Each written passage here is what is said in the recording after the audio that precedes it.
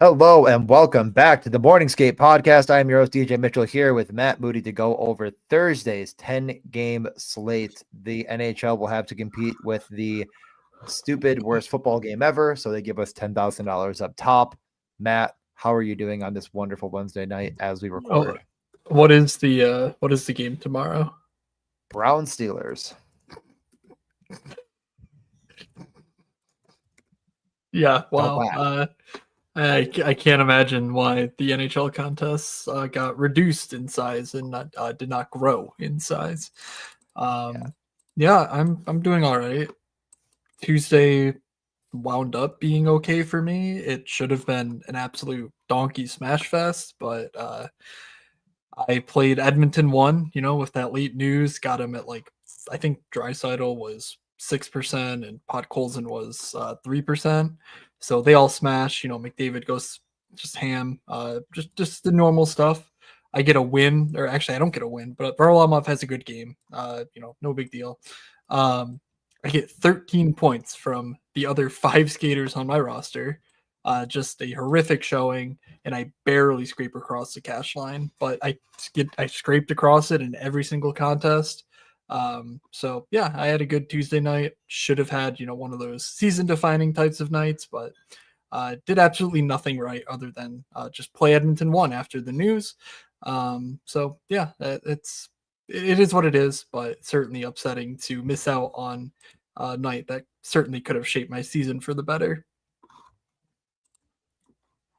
Yeah, I'm not gonna get into all of it. It's just everything hits, but Joel Eriksson Ek, I did like a few parlays that all included Minnesota 1, same game parlay. It was just insane value.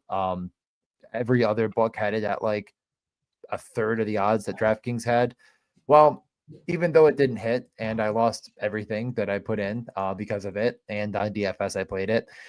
Now DraftKings doesn't even have same game parlays for props. Everyone was telling me that it seems like they're doing something. I don't know when it'll be back.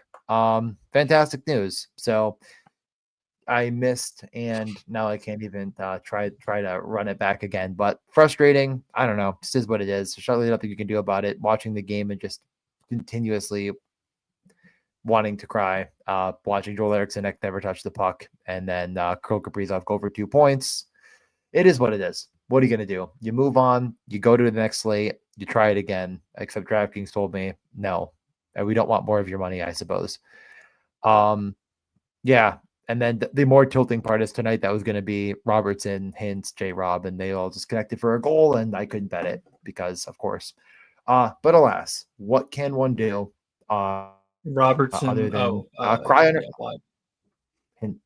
I just scored. Cry on their own podcast. That's what we do, and I am doing it. But we can move on to the next slate, unless there's anything you wanted to say. No, I wrote up the Wednesday slate, so obviously too late for you if you missed it, but just another reason to subscribe at moods.beehive.com. Usually do it on like the Friday slate, but this week it's a 2-gamer Friday, so I just did the Wednesday slate. But yeah, tend to mix in 1 or 2 posts a week over there in the newsletter, in addition to the Tuesday, Thursday slates on this podcast feed. So, or on your YouTube channel, I suppose. So yeah, let's get into things. I can't really think of anything slate defying that we've seen so far. So we'll just cover the things as they go. The only teams on a back-to-back are San Jose and Carolina, actually Vegas as well. So, check in on those teams if you're interested in them on Thursday, but otherwise we'll just touch on things as we go.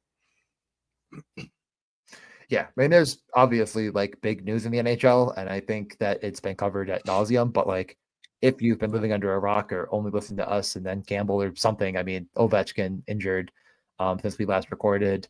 Robert Thomas came back from a fractured ankle in like 3.5 weeks. Pretty crazy stuff. Boston fired their head coach. That's where we start on this slate. Utah at Boston. So probably just get right into it from there. Boston's been miserable. They fired their head coach, as I just said 2 seconds ago. The lines looked largely the same. The power play looked pretty much like you'd expect it. So not a ton of real shakeup there. I don't really think Boston's like in inherently bad play. They're probably in a good matchup. They're still a little bit wonky as far as like the correct or way you'd want to correlate them to success. But yeah, game is boring. It's tied for the lowest total per the sports book. Boston's the minus 166 favorite. I don't think I'm going here. I definitely am going through Pastrnak if I am, because he has come down in price to a point of, just 8,600 is the price on DraftKings. That's low enough to where, like, I think you got to consider it, but you guys may have to play it. What are your thoughts? I guess actually probably starting with Utah, but I guess on this game in general. Yeah, we do have some pretty big news in Utah, some big changes. So we'll touch on those. But just from a high level, it's pretty easy to see why Boston fired their coach. They're doing okay at 5-on-5. They're certainly not great in terms of their underlyings. They're not generating a ton of opportunities. That's been a problem for them all season, of course. But they've been getting some decent quality of their looks. They're just simply not scoring, and David Pastrnak is broken. The power play sucks, and they're not getting bailed out by top of the league goaltending. In fact, Jeremy Swayman's been actually pretty bad this year. Who knew that showing up the training camp actually mattered? So yeah, not hard to see why Jim Montgomery was fired. It's a little confusing given like the team's still fine. I mean, they could obviously have put a stranglehold on a playoff spot had they just been better to start the season, but guess what? So could every single team in the NHL outside of like 8 of them. So it's not like they're, bottom of the basement type team or anything at the moment.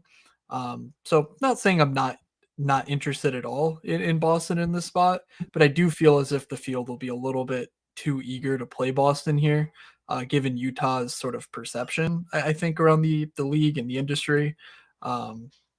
And so Utah's just not been that bad defensively, and that's my primary concern when looking at Boston. It's just like, okay, you have Pasta, you have Marchand.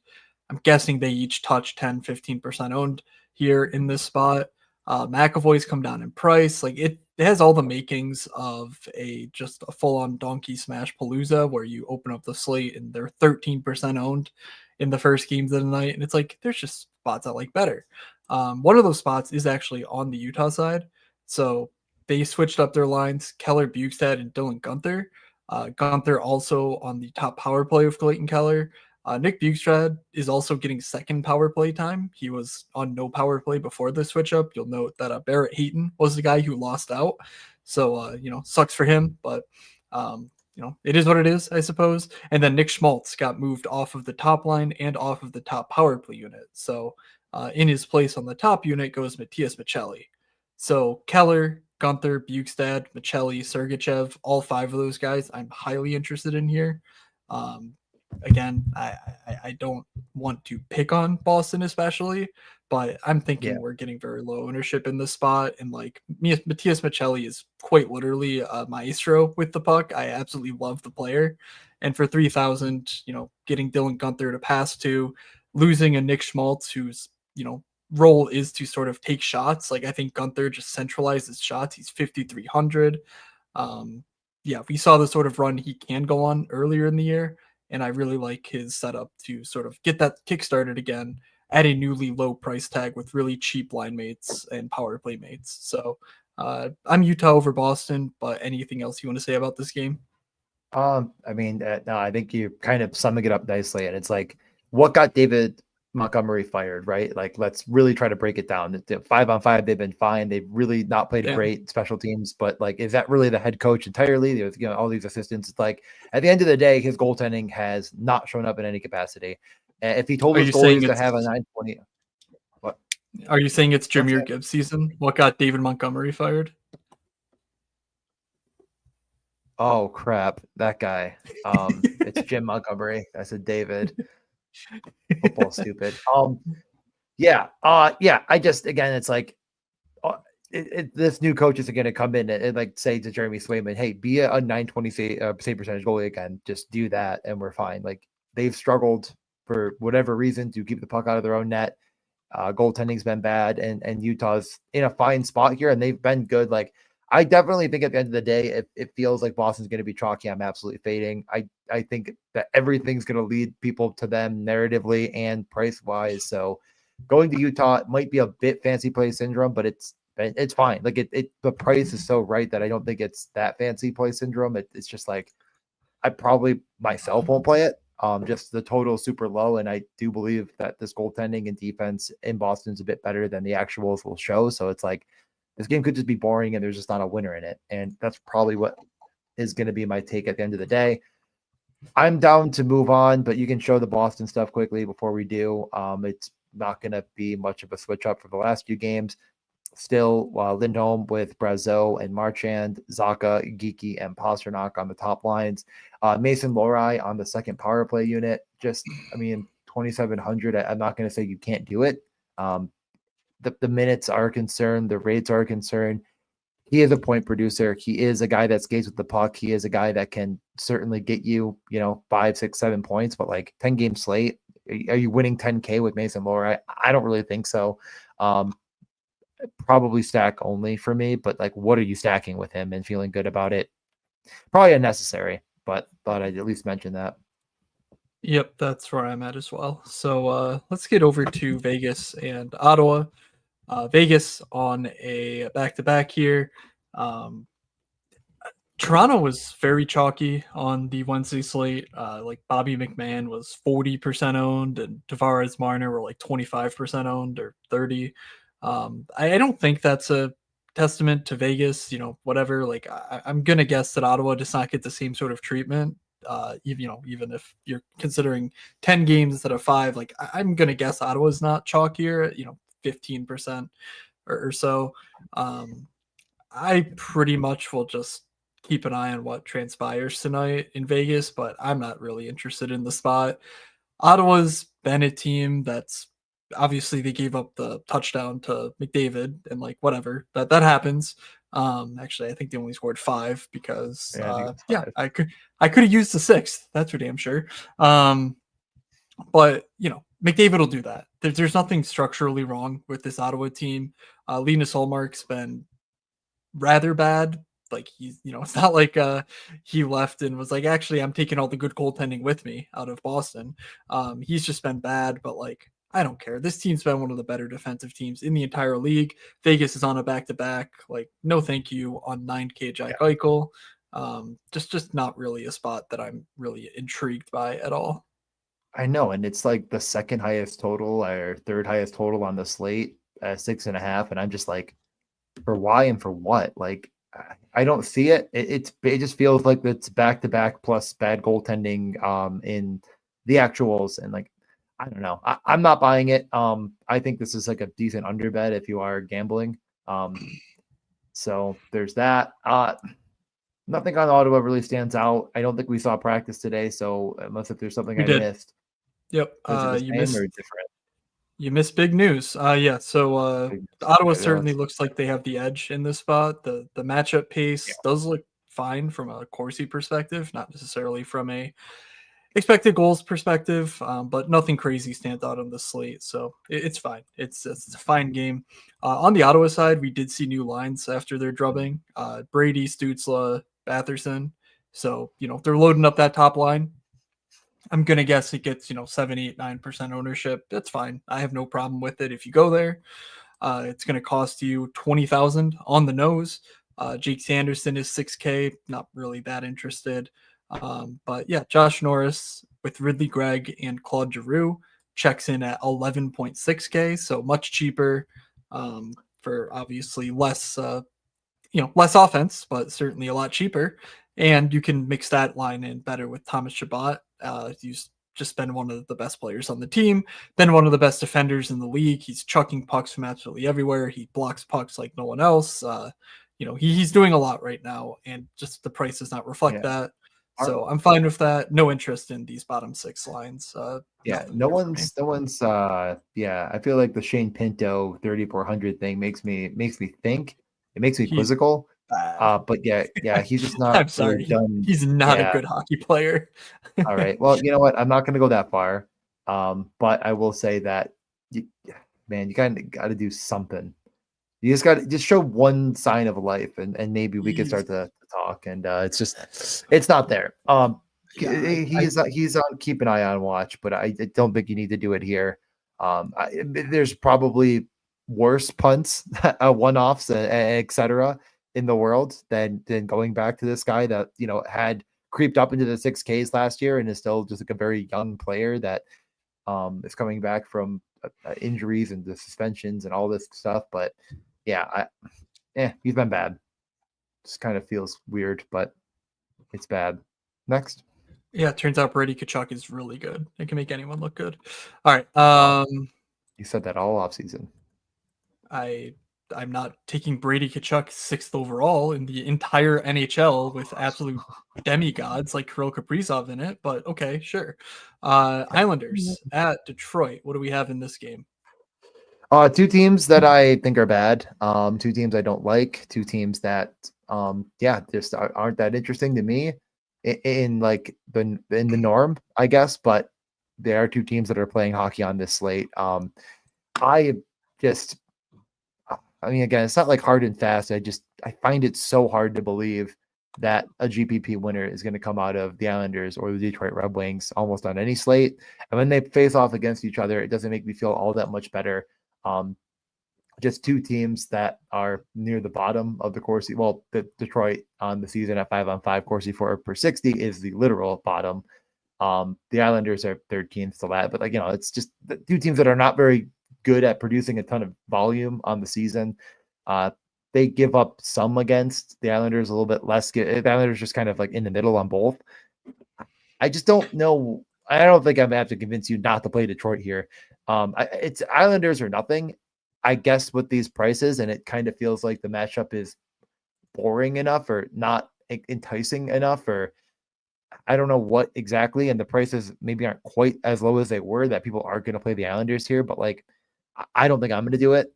Just that's not where I think I'm going. But like, do you want to try to convince me to play Brock Nelson? No, not necessarily.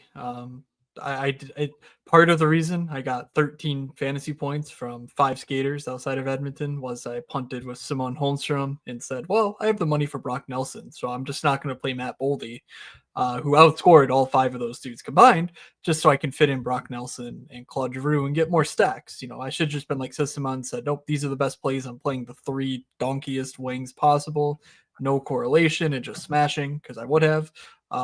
And yeah, but whatever. I didn't do that. We move on. I'm actually more interested in the Detroit side here. There's nothing interesting on the Islanders front. Detroit did move up Vladimir Tarasenko to their top line in practice. That left their second line, Patrick Kane, Marco Kasper, Alex DeBrincat. Hoochie Mama. That is new. That is fun. I really like that. So second line Detroit is going to cost you 14.5K, gets you 2 guys on the top power play, Kane DeBrincat, and then Marco Kasper. We've mentioned him a few times, but he is clearly a guy with prospect pedigree. Drafted 8th overall in 2022. He's been producing fine in a bottom 6 role so far this year. He's not been great by any stretch, of course, but he's earned this opportunity. He's playing with 2 really gifted offensive players in Kane and DeBrincat. And it's cheap enough to the point where, yeah, I'm extremely interested in trying that line out for size. But yeah, I guess Vladimir Tarasenko as a one-off is fine as well, but I prefer the second line personally.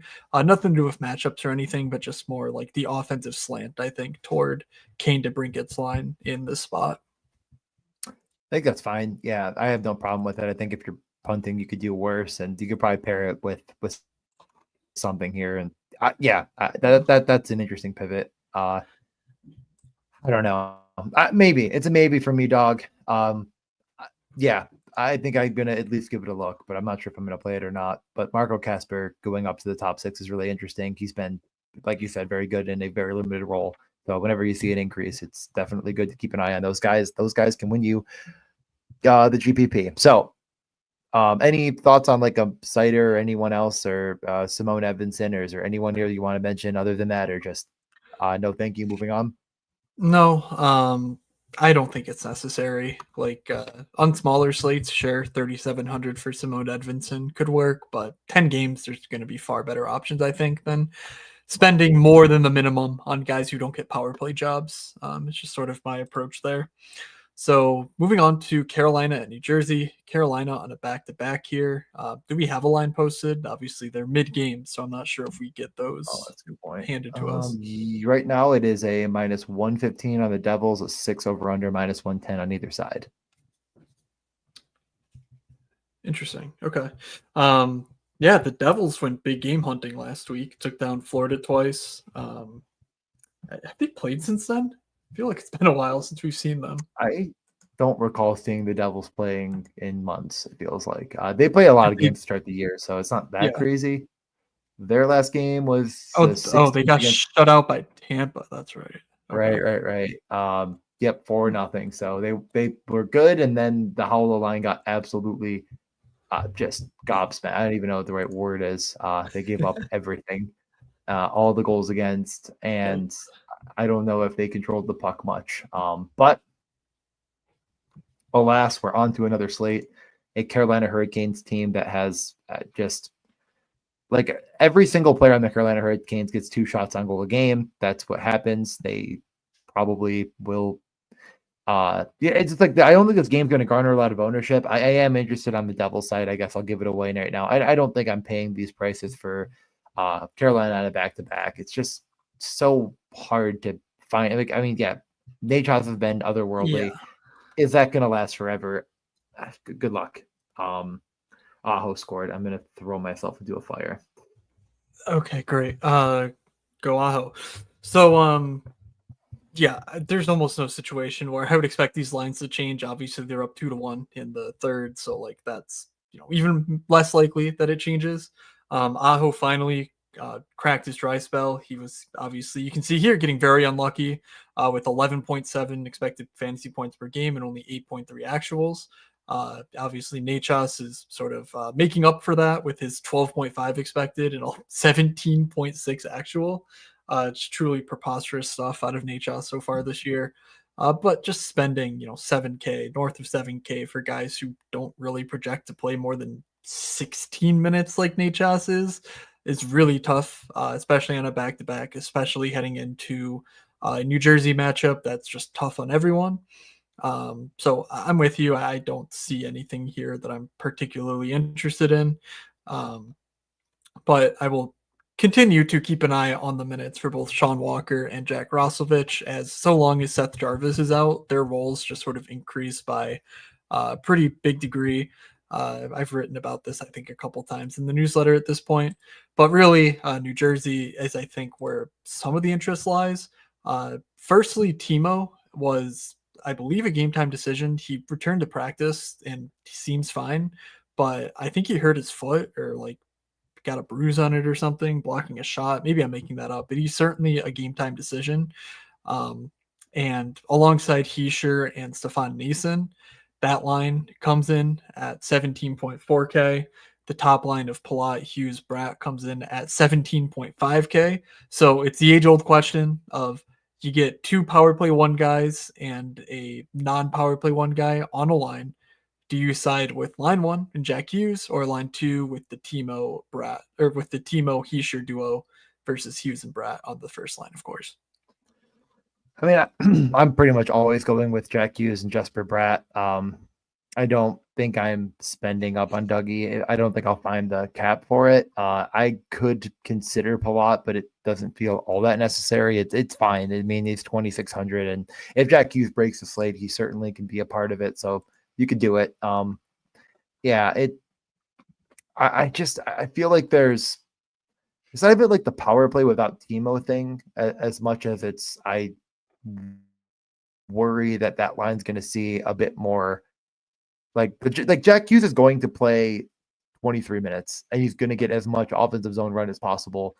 I worry a bit like Nico Hischier is like a full 200-foot player that they kind of like to put out there against some of the top guys. I mean, Jack Hughes is kind of out there versus everyone because he's so good. You could probably convince me on either. I just almost always side with Jack Hughes. What do you have to say? You tell me. I will side with the. I'll go with the Jack Hughes side too, but I'm ultimately not that interested in this spot. Curious in the next game. I will be right back. Okay. Yeah. So, yeah, I don't know. I think that pretty much sums it up. The next game is Colorado at Washington. Boy, we don't really know yet the severity of the Alexander Ovechkin injury. Just a gutting. I mean, I don't even know what the right words are. We don't know how long he'll be out for, but man, if that is the end of this, a long stretch of this season, it's going to be incredibly tough to see. He's just been so red hot carrying this Washington team. Without him, players that saw a bit of an increase, to no surprise to be a guy like Connor McMichael. The top power play, I don't think we saw a unit entirely without him. I wonder if it's Mangiapane or Dubois. We did. We'll get there. Talk about Colorado. Talking about Colorado, wow, what's there really to say? They're Nathan McKinnon, they're Mikko Rantanen, they're Cale Makar. I mean, really, if you've never heard of this Cale Makar guy, you've been living under a rock, and you probably aren't listening to this all the way through because you don't know anything about hockey. Cale Makar is shooting the puck more than anyone on the slate over the last 10. Cale Makar is getting all of the points. He's $8,500. He's really good at hockey. The top power play was Makar, McKinnon, Middlestad, Lehkonen, and Mikko Rantanen. Drouin did see a little bit of time because Drouin's there now. Did they switch it? Because Drouin's there over who? Over Lehkonen. Over who? Look at the fucking screen, DJ. Look at the screen. Did they practice this? Yes. You see, DJ, some of us are professionals and we go through every single team before the podcast and update things a lot of them. So that we have a visual. So they scored multiple goals on the power play. Just like, we got to change this. That's what they did? You saw the goals, right? They had nothing to do with Artturi Lehkonen being any good. It was, I believe, Cale Makar shooting through 19 bodies and getting ricochets into the net. Yeah, Cale Makar scored 3 times, only got 2 because of the goal getting called back. Anyways, that means Jonathan Drouin's going to be interesting. Oh, crap. So Jonathan Drouin, Nathan McKinnon, and Cale Makar. That's what we're doing. I just don't get it. Lehkonen's been so good. I'm interested in Colorado. Why don't we start there? I am interested in Colorado. I think this Washington team is fine, but they're not that good. They lose Ovechkin. That hurts quite a bit. I think people are going to be way more in on Boston. I think they'll be more in on Tampa. There's St. Louis playing against San Jose, which we haven't even covered yet. There's Edmonton. The Rangers are in a good spot. Florida's in another fantastic spot. I don't think people are going to play Colorado, and I do think it's one of the better leverage spots on the slate. I think it's just McKinnon, Drouin, and Makar. And crap, that wasn't what I planned on.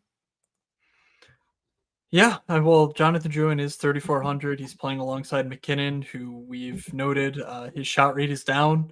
His points, he's getting fantasy points because he has a crazy high assist rate. I mean, come on. I don't know. You know the drill at this point. So Drouin is I think better used as I don't even know how I would use him. I'll be frank, without Ovi, I don't think the team defense changes much for Washington. And I think they're winning so much that it just is sort of turning into score effect city. They've been pretty solid defensively. They're not giving up a ton of goals, I mean to say. So am I really going to spend all this money on a Rantanen, Makar? Am I going to try and plug in a power play 2 guy like Nichushkin or Lehkonen? I just don't think so. So yeah, you mentioned there's literally probably a half dozen spots on the slate that are really, really strong. And I just simply don't think this is one of them. I would probably prefer to go to the home side Washington Capitals. They did not run lines at 5-on-5 to sort of know what they're going to do without Ovi. Right now, I'm assuming it's Ivan Miroshnichenko just going in alongside Protas and Dylan Strome. Obviously, Miroshnichenko is not Ovi and will never be Alex Ovechkin. But as far as a stylistic fit, he's probably as good as you're going to get. Big body, can rush the net, has a good shot, good prospect profile. He was a first rounder. You're going to play him? Well, no, we can't because he's not on the slate. But on the top power play, Jacob Chikrin took the role that effectively is Ovi's. Um, based on you know the usual formation, I'm anticipating John Carlson to be in the OV spot and Chikrin to run the point. That makes me think Connor McMichael is going to get a ton of opportunities.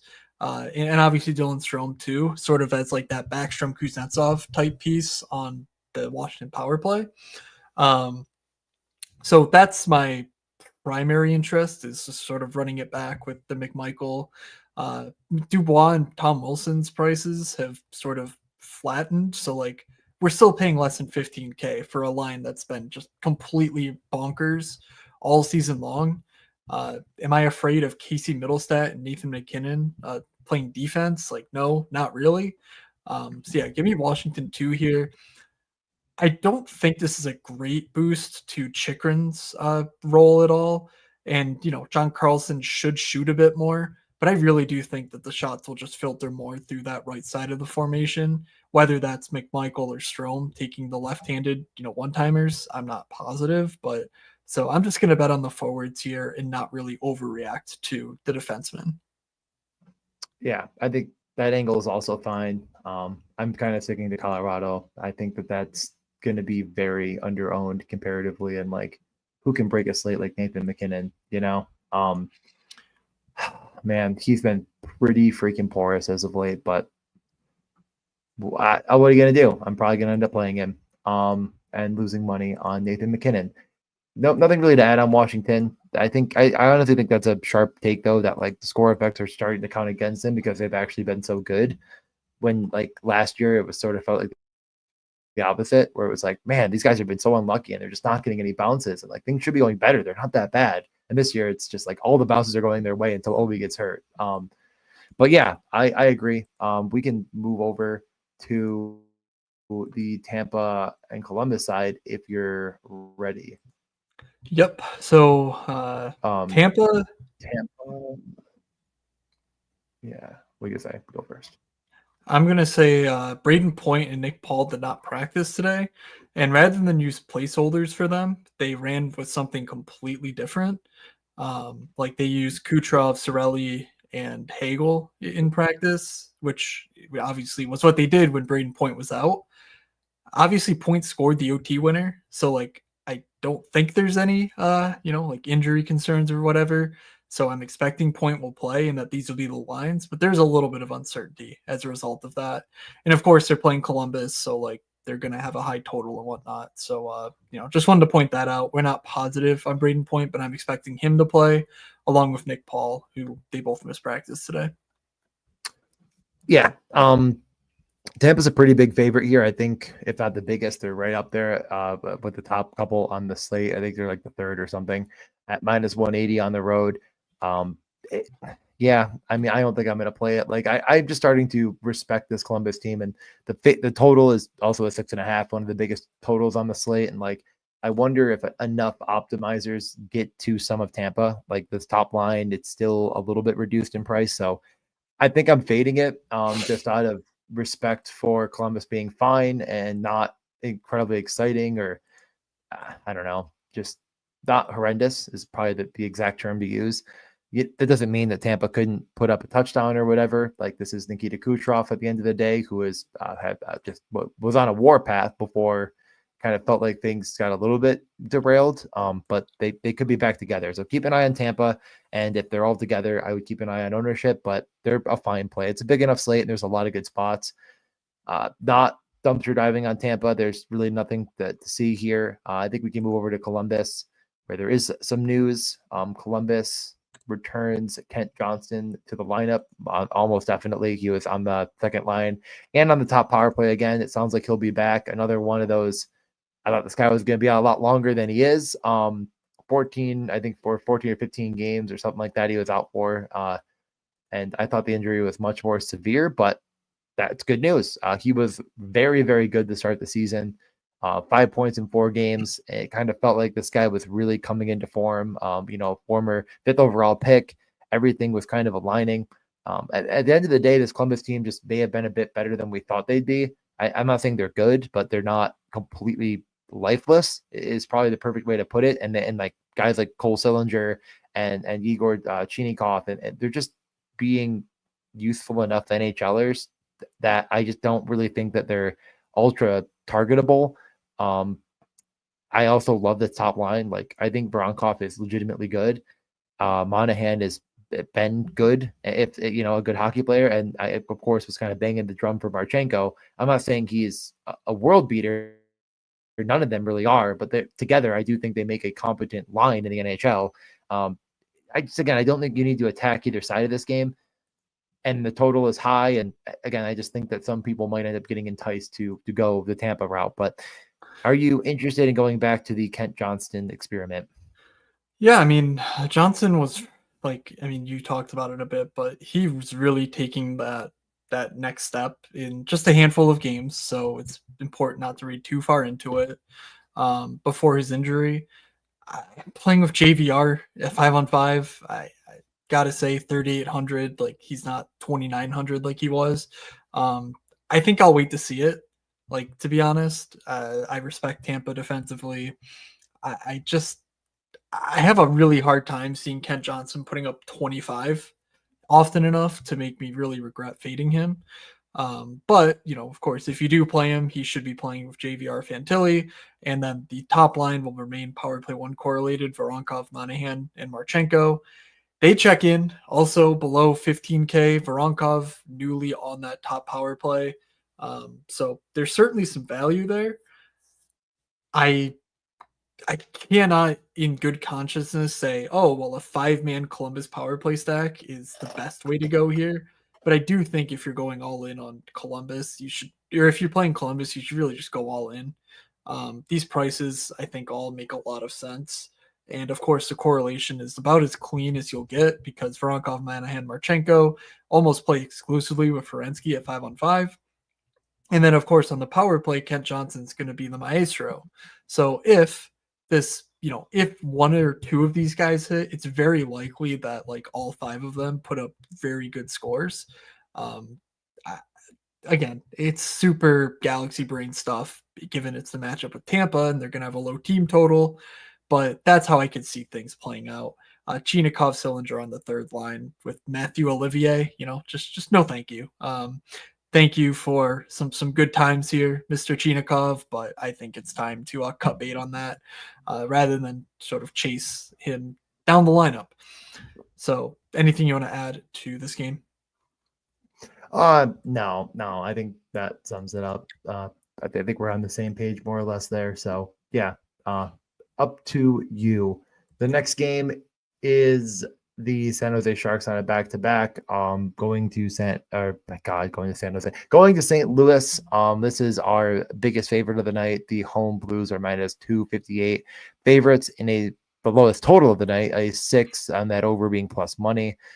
San Jose's been good enough, I guess. They're winning games. They're keeping it close. They're showcasing Macklin Celebrini and showing that he is, I think, and everyone would probably agree, a legitimate NHL player at the age of like 18 or 19 or how, like he's incredibly young, but he's just really shown up and looked the part. I mean, just very good in every capacity. The power play situation, as you're kind of showing right now, is a bit wonky. I love William Eklund. I think 7,100's like incorrectly priced, but I'm just not planning on stacking that line, even though it's fully correlated. What are your thoughts here? Did we ever get pregame rushes from San Jose? I never saw them, so I actually don't know if these are the lines they used. For example, I don't know if Will Smith played. Because their beat writers just straight up didn't post anything. Okay, it does look like Will Smith played, and it does not look like they've made any changes to their lines based on what we're seeing here. So Eklund, Granlund, Zetterlund is effectively their top line in their top power play. Goodrow, Celebrini, Will Smith. I don't know. Good luck, Celebrini. Have fun on a back-to-back. At least you'll get the Braden Shen matchup because Robert Thomas will most certainly go out against Granlund. Great. And then Toffoli on on a line with Delandry on Wenberg. Like, there's just nothing to talk about here. Even Jake Wallman has been very priced up. So I don't see much to hone in on. If you like lines that have been very productive, though, San Jose, Eklund, Granlund, Zetterlund, they've been good together. They check in at 15,000. Just another way to sort of just if you want to play two mid-tier stacks, can't say that St. Louis is a matchup I'm at all afraid of. So that would be where I go, but almost certainly not really touching the San Jose side. And like we were talking about, there are underdogs that I kind of like, and it's like Columbus, Utah, not necessarily San Jose. So yeah, no. St. Louis, tell me about just Jordan Kyrou and Robert Thomas. I hear you like these guys. I love these guys going into the season. I still love them. I do love them here in this spot. I love the whole line. I mean, I don't think it's getting overlooked. It's not expensive. It's not the cheapest line in the world. Like, it's expensive enough, hopefully, that where there's a lot of expensive chalk, they don't end up seeing a ton of ownership. Like, what, it combines 15 and change, right? Something like that, almost 15-1. 16. 16. Yeah, 16-1. They saw so much run against Minnesota, albeit they were trailing for a lot of the game. So you're just going to kind of not maybe roll the Zach Boldukes of the world quite as much, even though you should. I think, again, like, I just think it's going to be something that's making my mix tomorrow. I think that Jordan Kyrou has been one of the more unlucky players in the league. Kind of correlated with when Robert Thomas went out. Like, he might need that kind of guy to lift him up to the levels he was at to start the year, but that guy is back. He is in the lineup again. And when he was in the lineup before, even when they weren't really playing at 5-on-5 that much, I think it just kind of made the whole team and the power play run so much better that it helped enough. And like, now you're getting these reduced prices on a line that just this was never priced this way. It never has been priced. I don't think this low.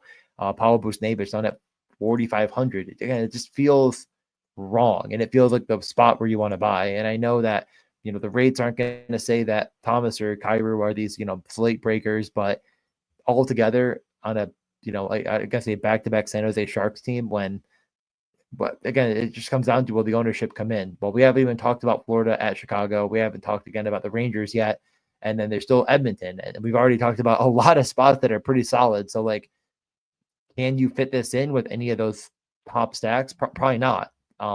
So could you go somewhere down the middle here? And that's kind of what I'm leaning towards.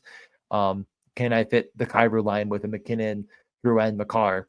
Probably not, but I could at least give it a try.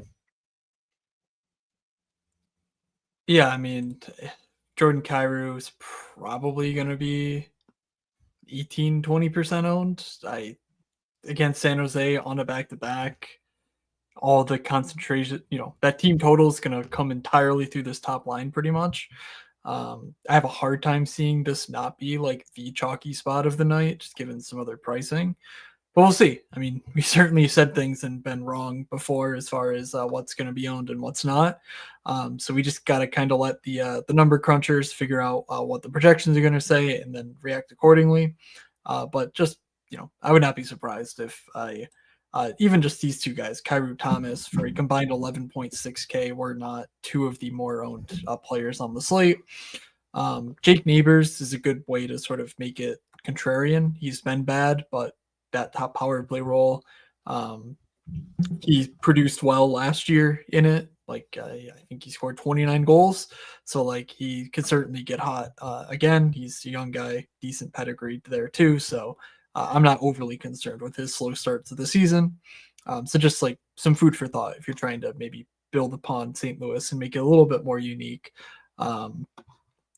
Otherwise, yeah, I'm good not playing Justin Falk or Pareko or anything like that at these prices. I think there's better D options to either punt or to spend up for.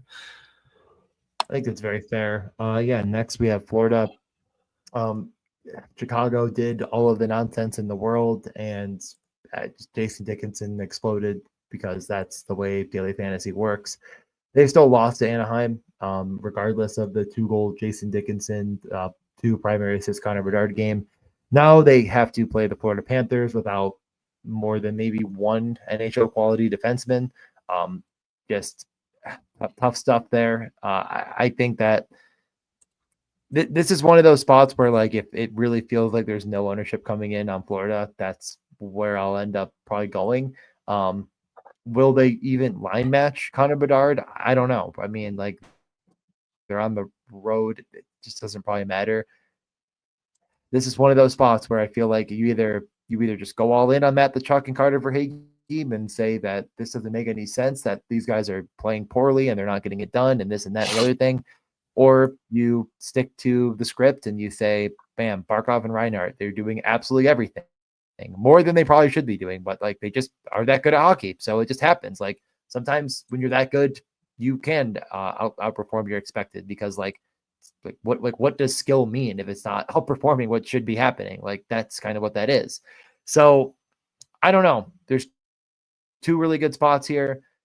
Barkov Reinhardt's probably going to see more ownership, I assume, but I don't even know if that's true because it's pretty expensive.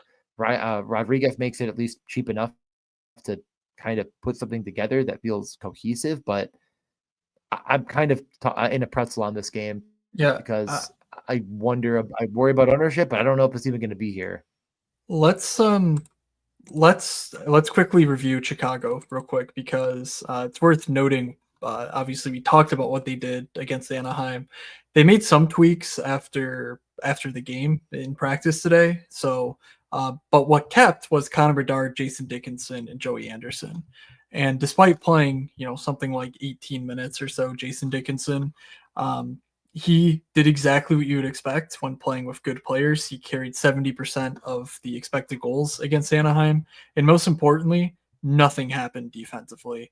That is a long-term trend with Jason Dickinson. He is their matchup guy.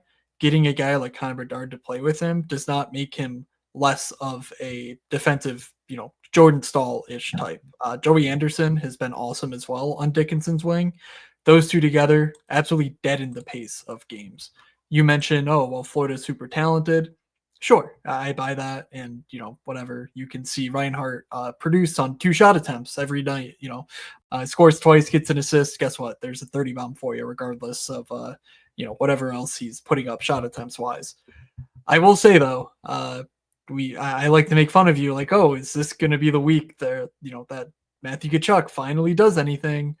Everything in this matchup is pointing to, just take the line that avoids Jason Dickinson, and that Jason Dickinson is going to go out against Barkov. So I really like Carter Verhaeghe here.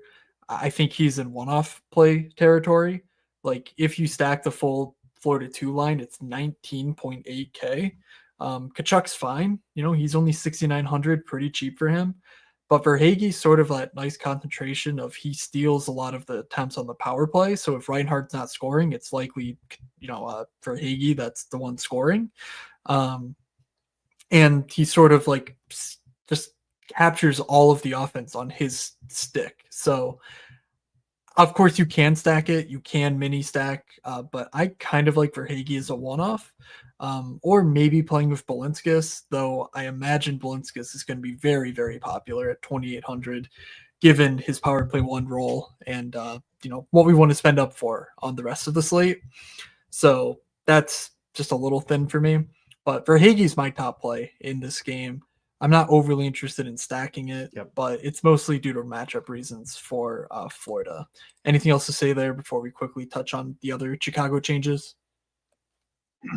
No, it does feel like I become a coward and go away from everything I believe. And Matt Tkachuk goes for 45 and Verhaeghe goes for 38, and Balinkas probably gets there, and I'm just sitting there just pounding my head against the desk saying, like, why did I go to the other way finally? So I agree. We can move over to the Rangers at the Calgary Flames. If we want to talk about someone that's pounding their head against the desk every time they see a team on a slate, it is you when you see the Calgary Flames. It is Chicago.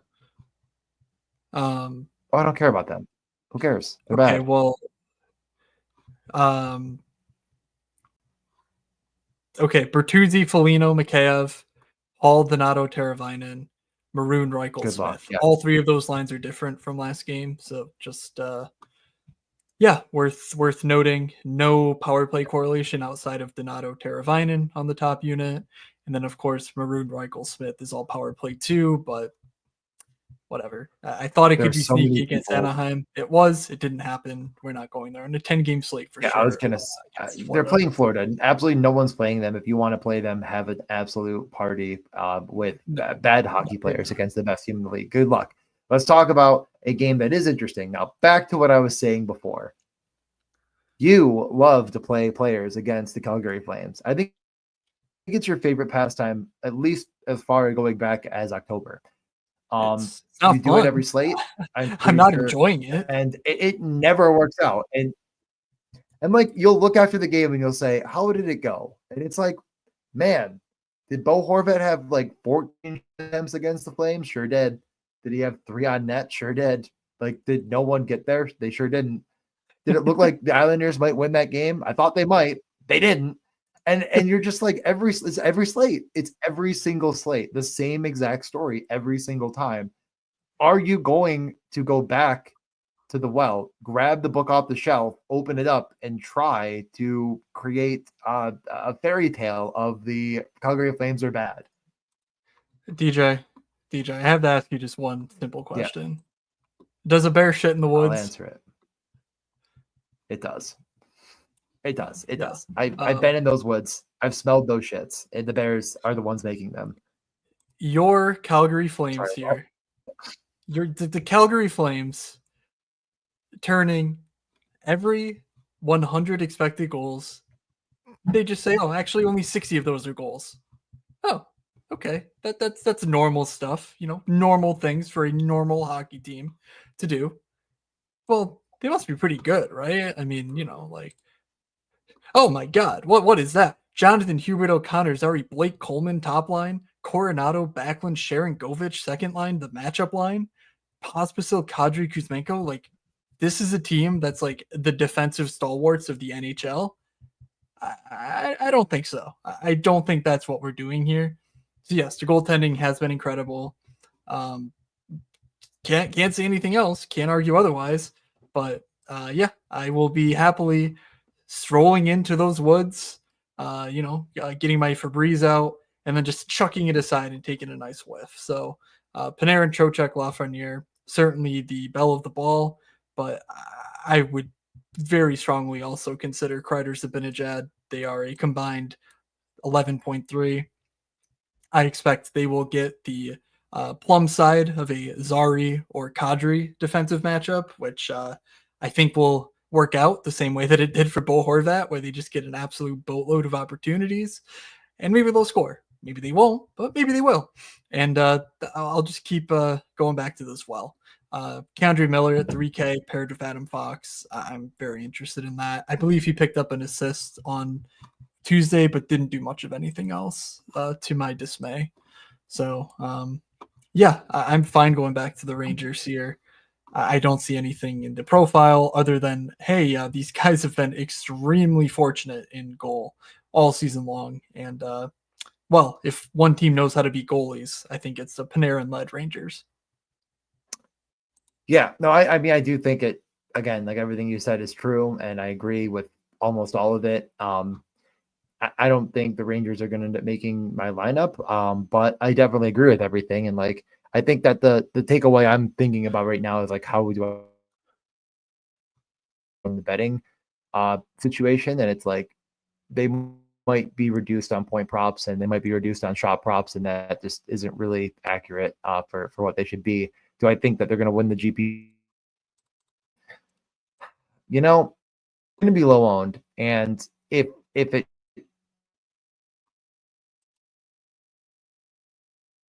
All right, your internet has taken a nosedive. So, okay, let's see if we can get DJ reconnected.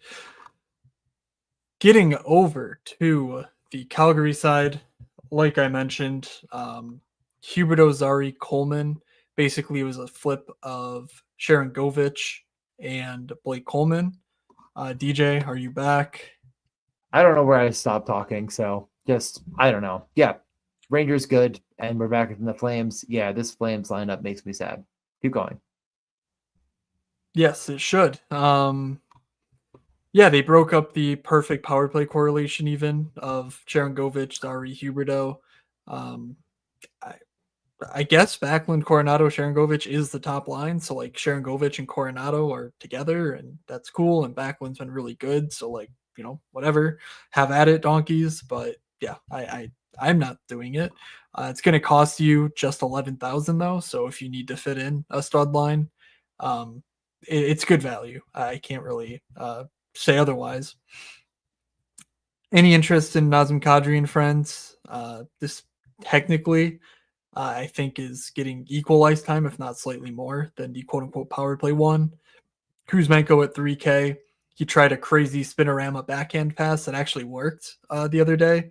I noted that and was like, huh, that was fun. But any thoughts on the Nazem Kadri line for a whopping 11,000, just like the second line?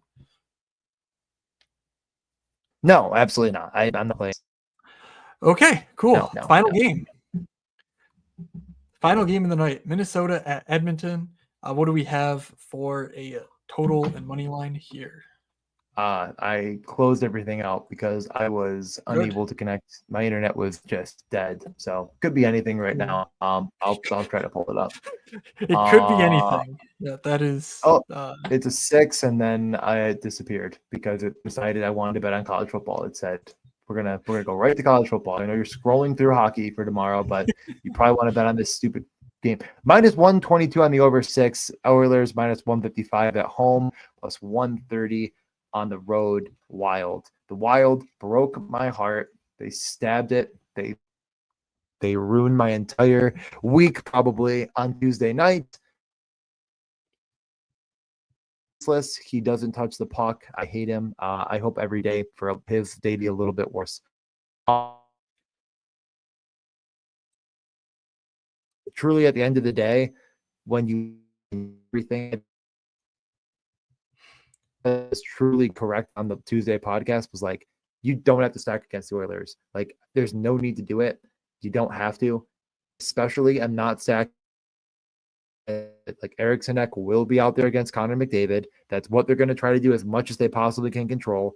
It's probably and Connor McDavid, and they're going to have the battles of two Goliaths going out there, Kaprizov and all the guys.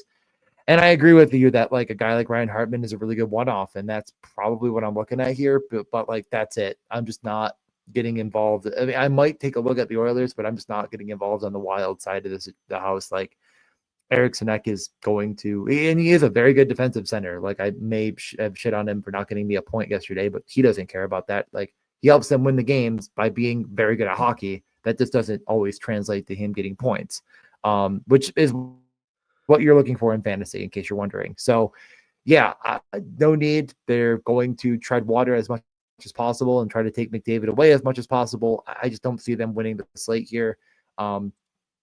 What do you have to say about everything I just said? Yeah, I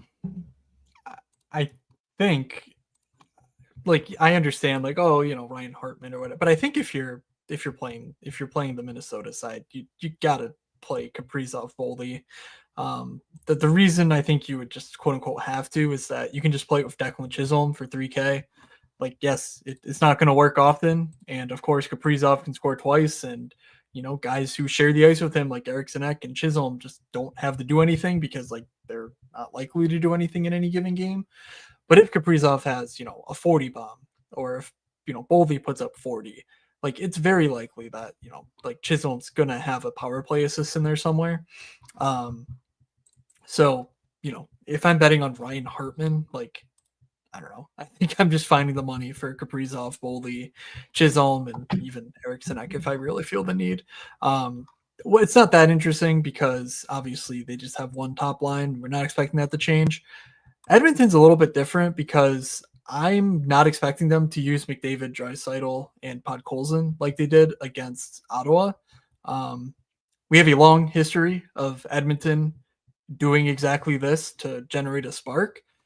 And they never, ever, ever keep it, especially not in the final game of a long road trip where they're just looking for that spark on a back-to-back. They're going home where they can now control the matchups.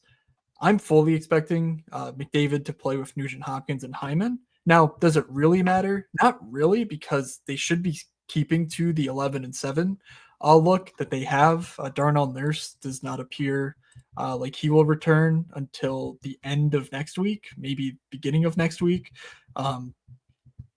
And so that means that, yes, they have Kasperi Kapanen they could bring in, presumably, given, I'm not sure if there's immigration or anything like that. They claimed them off waivers. But I'm just sort of anticipating that like they go 11-7 again. And yes, McDavid, Draisaitl just came off a donkey smash nuke.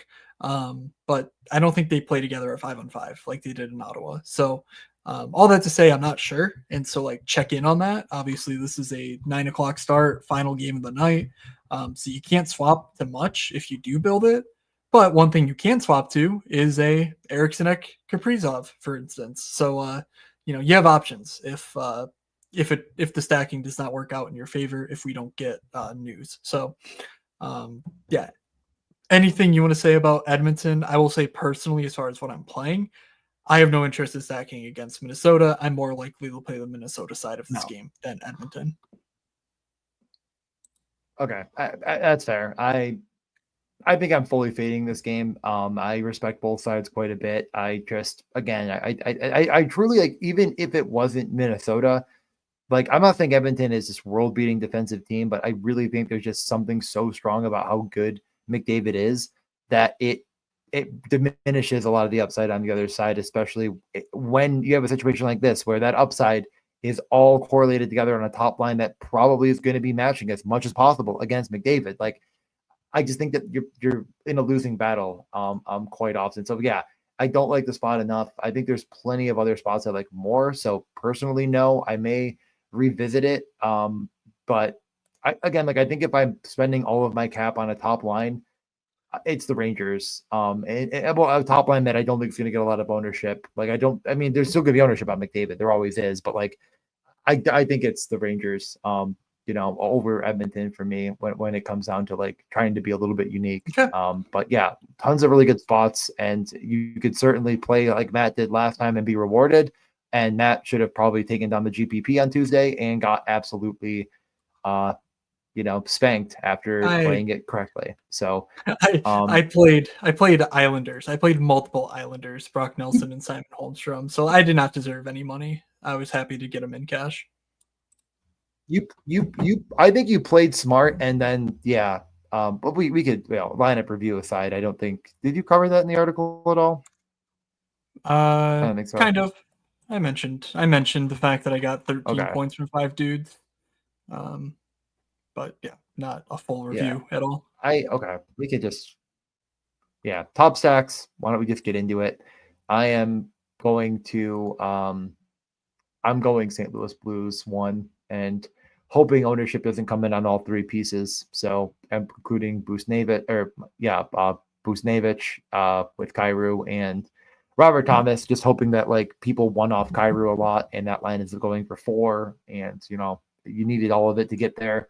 I can get unique elsewhere, and I just, again, optimistic that like some of these super expensive guys are gonna eat away too much that you just can't quite afford.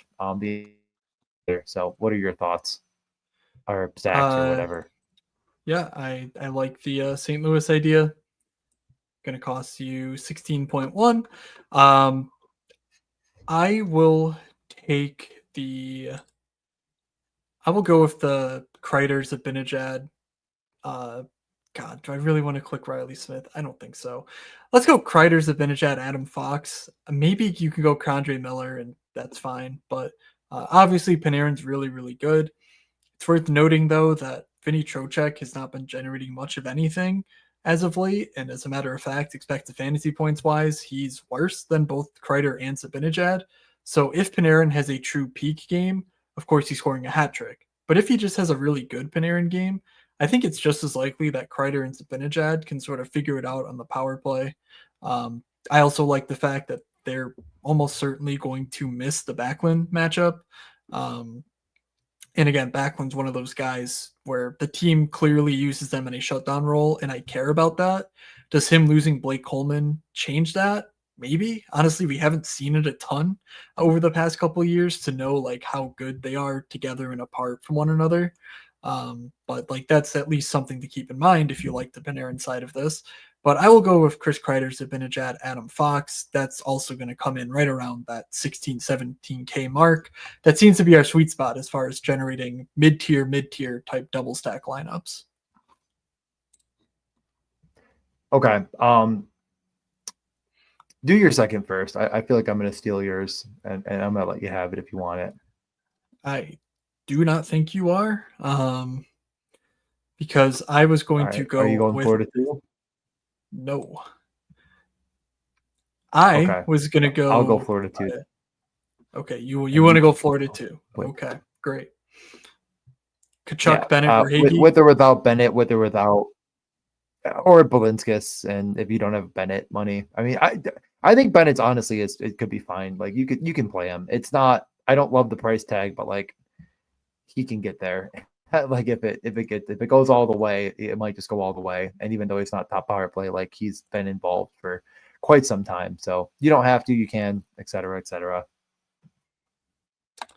All right. I am going to ride or die with Matias Maccelli here. So give me a Utah power play stack of Clayton Keller, Dylan Guenther, Matias Maccelli, Nick Bjugstad, of course, fits in at center to make things work. Price-wise as well, his role improves. But ultimately, I really do want to bet on Dylan Guenther.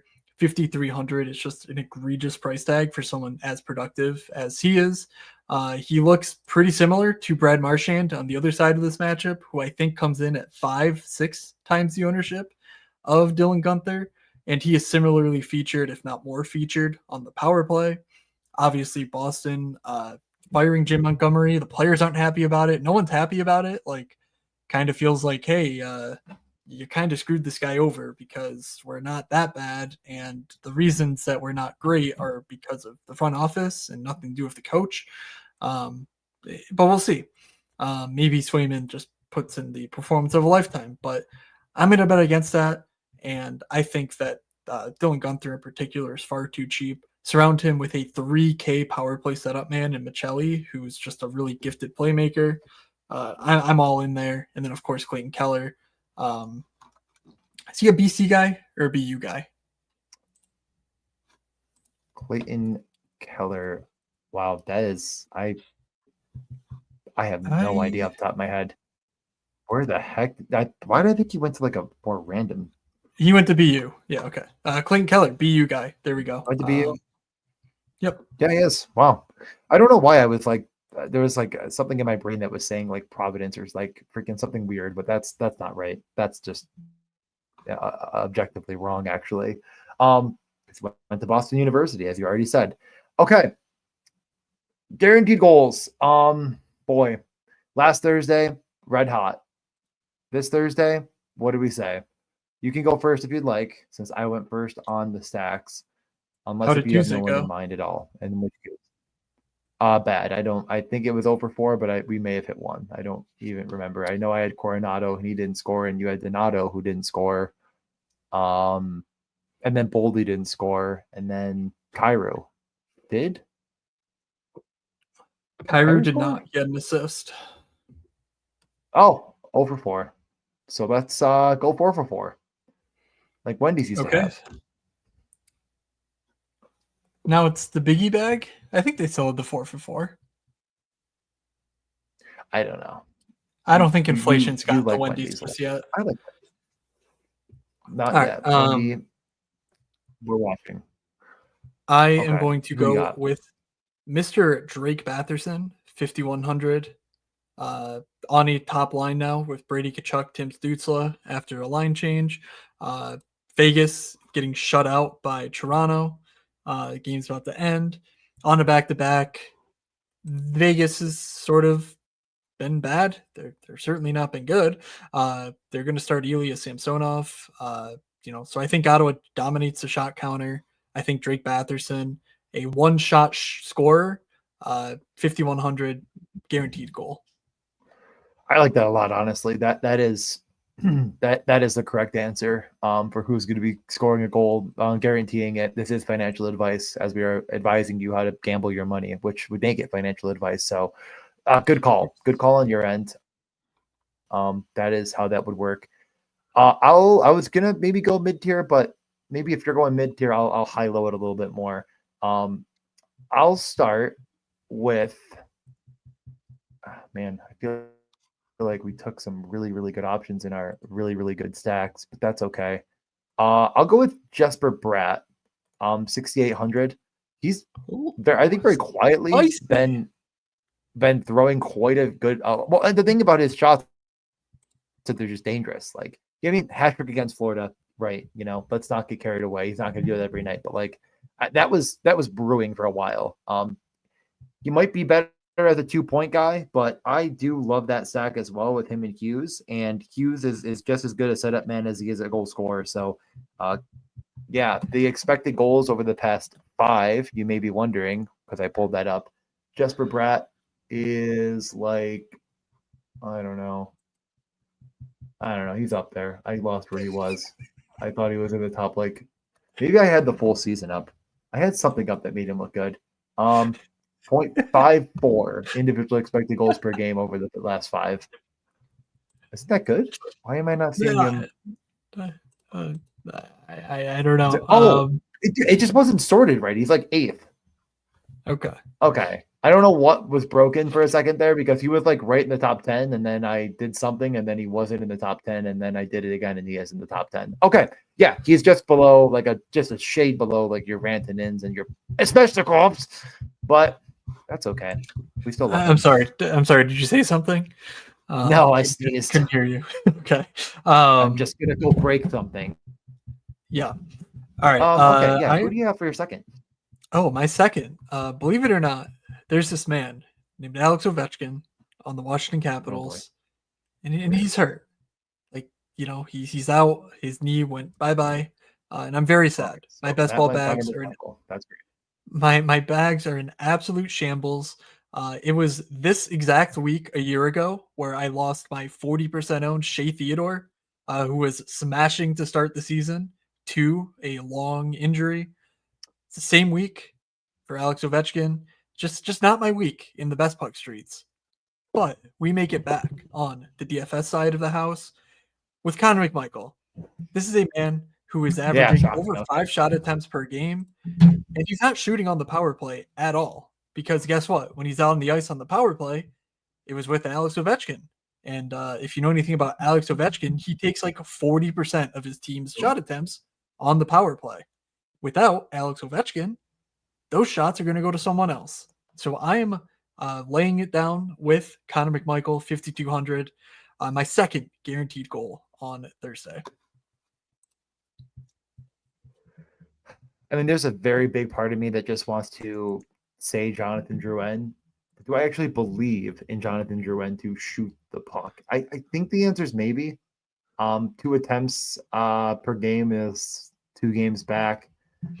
That doesn't really inspire a lot of confidence. Man, it's kind of rough sledding down here in the dregs. Is there anyone we mentioned that was cheap that's good? Why am I not? Hartman? What's your price range? I'm not looking at Bratt's price. 42. 42. I was actually considering Dubois, and then you started saying Washington, and I was like, well, that goes away. But yeah, Coronado we've done a few times. Hartman makes sense. The this range of Eklund, Nason, they're options. Sharon Govich, your boy. There's options. That line that makes me feel sad and not good inside. Tarasenko, if you want to get crazy. There you go. Yeah. That if there's worse bets than I think Tarasenko tomorrow, up on that top line, like it just I could go Marco Kasper. I could actually go all same deal for Voronkov, maybe better role, but okay. I will let you cook. Yeah. What our final call here? I'm going to say Voronkov or Drouin, you pick. Sir, I gave my 2 guaranteed goals. This is all you. I'll go Veron. Congratulations. You made the right call. Yeah, I did. Drouin, it's like everything feels good there, but like you just bet him to have an assist. You're probably getting good odds. Like, you absolutely know if you bet on Jonathan Drouin to score a goal, he is a wide open back door, and McKinnon is passing that puck right to his tape. There is absolutely nothing between Jonathan Drouin and the net, and then it gets poked in by the defenseman, and it's McKinnon's goal, and the 20% donkeys go wild. That is exactly. I could be one of those donkeys. I could be one of those donkeys. I've been one before. I could be one again. This is an interesting slate. I guess, again, if I don't know if people like my little recaps at the end, but I think that like the chalk spots I like are if Colorado's chalk, which I guess you're saying that they are. I like Florida and I love St. Louis. I think that St. Louis is not going to go overlooked. The pivots that I like, for the people that like pivots, I think Ottawa is honestly a really good call. I kind of feel like I was just sort of like, it's actually not a bad price on these guys. Like, I think you could do quite a bit worse than going with a full Ottawa 1 stack. That might be the actual like correct pivot that I'm just not going to get to because, again, donkey has been noted by many, including people even in the chat, that yes, correct. Donkeys are here. And then Florida 2, and then the Rangers. Like, I think that's sort of like where my process would go. Any thoughts on that? Anyone who made it through 76 minutes of this show, please let me know in the Discord if you knew that DJ regularly does a slate recap at the end of these shows. I've done it like 3 or 4 times now. I've done like a quick little recap. Because I sit here and I listen. I have the conversation with DJ. I then watch the show back. Sometimes I even listen to it on the podcasts, like just if I really need background noise to not pay attention to. And I could not tell you a single thing he has recapped before right now. I'm not saying you're wrong. I'm just saying it's never stood out to me. So either you're making that up or it's the least memorable recap of all time. So anyway, thank you for your recap there. I normally try to do. I've been trying to. I've been trying to remember, like, while we're like around the time, like either guaranteed goals or whatever after we do our stacks. I'm trying to like just give a little recap of some of my thoughts on the. All right, we've got 2 regular listeners confirming they've never heard this. Maybe DJ did it in his dreams. Maybe it's his other podcast he's cheating on me with. It's the Oversight Overview by DJ Mitchell now, and it's the me recapping though at the end, and then I give my Tuttle's terrible take after you do your UPL projections. And this is actually the Swolecast, brought to you by nobody. Exactly. All right, God. That'll do it for this comedy hour. FH comedy hour, maybe. This is financial advice. Of course, that too. I'm at Fake Moods over on X, on Twitter. Find my newsletter if you haven't somehow, moods.beehive.com. And DJ is at DJ_Mitchell94. Subscribe to his Dub Club if you like bets that lose. We're right there with you. If you want to lose money. Only painfully. Not only the answer. Painfully. It's not. I mean, that's going to happen. I'm not even that mad about it in theory. I mean, did both of his line mates score? Sure. It's that every time this happens, I'm sitting there 50-50 between Wyatt Johnston and an absolute bum loser and Andrei Svechnikov. And I just know what's going to happen. I know the outcome. And I'm just like, no, everything leads me to Svechnikov. If you want to lose money in the most painful way possible, I go to my Dub Club. If you want to win money, just make stuff up. Just bet like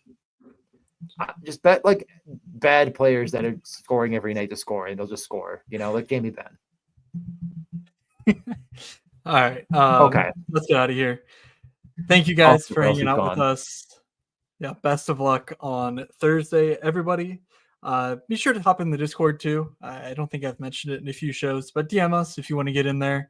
I've actually gotten a number of new people in there the past couple weeks. I'm not sure whether that's the podcast or the newsletter or what, but thank you to everyone who's coming in, hanging out, adding to our community.